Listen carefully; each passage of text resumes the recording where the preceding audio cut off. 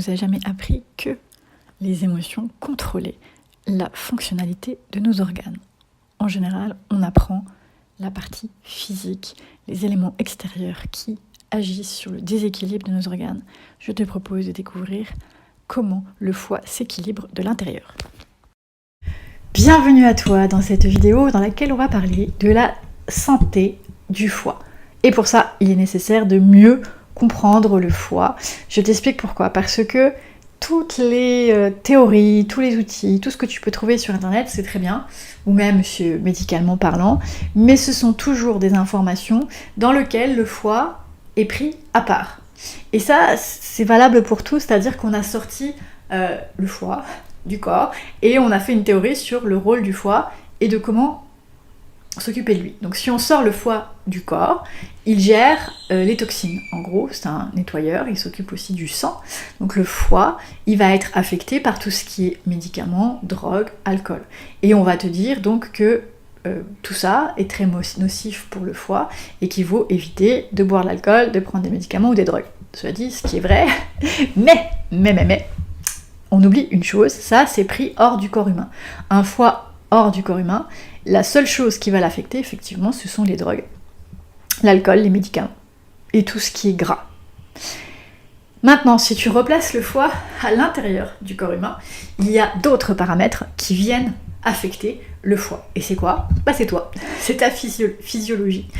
En médecine chinoise ou en Ayurveda, le foie est relié à ce qu'on appelle la colère au niveau émotionnel. Alors souvent, on va dire, des gens qui ont une problématique de foie, ce sont des gens colériques, ou par exemple des gens qui vont être alcooliques, ça se peut qu'il y ait de la colère qui soit prise à l'intérieur et que l'alcool soit un moyen d'exutoire. Ok ? C'est vrai et pas que. Ok ? C'est-à-dire que le foie, c'est aussi la capacité, la détermination à réaliser ses rêves. Ok ? La colère, elle peut être refoulée, ce qui était le cas chez moi. J'étais quelqu'un qui ne se met pas en colère, qui n'est même pas capable de ressentir de la colère, et en plus j'aime pas ça. Mais ne pas ressentir de la colère, ça n'est pas sain. Un corps physiologique peut ressentir de la colère quand il y a un événement qui le met en colère. Ok ? Saine, c'est sain la colère. Ressentir de la colère, l'exprimer, c'est sain. Maintenant, être colérique, être tout le temps en colère et frustré, ça n'est pas un équilibre, c'est un déséquilibre dans l'autre sens. D'accord ?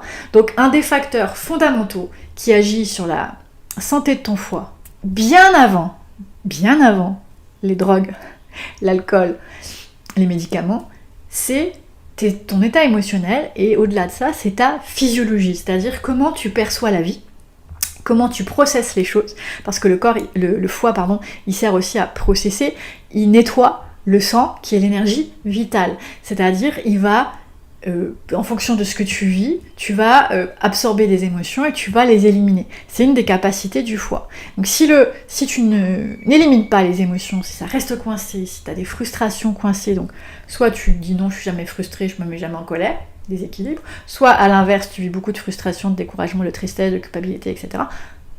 Il y a une problématique, ou tu n'arrives pas à réaliser tes rêves, ok, ou tu es super rigide sur le cheminement pour réaliser tes rêves, le foie est concerné, d'accord ? Ok, c'est pas seulement l'alcool, les médicaments, etc. D'autant plus que dans une physiologie parfaite, le corps va t'empêcher de prendre des choses qui sont nocives pour lui. Je l'explique toujours, la physiologie parfaite ne va pas te rendre alcoolique, ne va pas te faire consommer en excès, ou si tu fais des excès, elle va te faire l'effet nettoyage après. C'est-à-dire qu'un corps est bien fait, si tu fais des excès d'alcool, il va pendant quelques jours ou semaines t'amener à manger et à boire des choses qui vont le nettoyer. Naturellement, ce sont des instincts. Sauf que ces instincts-là sont perturbés, en général, chez l'humain, pour beaucoup d'entre nous, ce qui fait que nous ne sommes pas connectés à nos instincts naturels de physiologie parfaite. Et donc, on risque de faire des erreurs, par exemple, des cures de détox sur un foie qui est déjà embourbé. Donc on va rejeter dans le système encore plus de déchets et le foie va devoir filtrer plus d'affaires, sachant qu'il est déjà en tension, il va encore moins pouvoir faire son boulot et il va se retrouver surchargé. Ce qui peut expliquer certains effets secondaires après des cures ou des effets minimes sur une cure. Mais ça nous donne bonne conscience parce qu'on a fait une cure de nettoyage. Okay ? Donc si tu veux vraiment et si tu es intéressé par la santé de ton corps, je t'encourage à mieux comprendre ton foie, comme je viens de le faire ici, en raccourcis, ok? Ça peut être intéressant d'aller un petit peu creuser tout cet ensemble-là pour encore mieux comprendre ton foie et mieux prendre soin de lui. Maintenant, si tu es curieux, la période des fêtes vient de passer et il y a souvent les contre-coups. Il y a plein de gens malades, il y a des gens qui ont le moral dans les chaussettes. Ce sont des contre-coups des fêtes. Pourquoi? On a mangé beaucoup en général, ou un peu plus que d'habitude, on a fait des excès, un peu plus de gras, un peu plus de sucre, un peu plus de sel, un peu plus d'alcool, etc.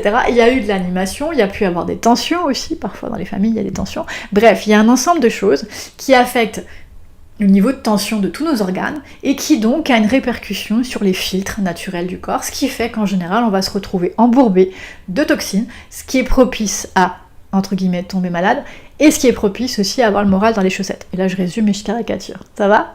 Donc je t'encourage à prendre soin de ton foie. Comment on fait pour prendre soin de son foie? Alors physiquement, exercice simple, t'es assis, les bras ici, tu vois j'ai mes genoux là. Tu viens attraper ton genou gauche avec ta main, enfin ton genou droit avec ta main gauche, et tu vas te tourner. Tu vas inspirer profondément et te redresser, et souffler le maximum en rentrant ton ventre, et réinspirer. Et la même chose de l'autre côté, pour faire un effet d'essorage.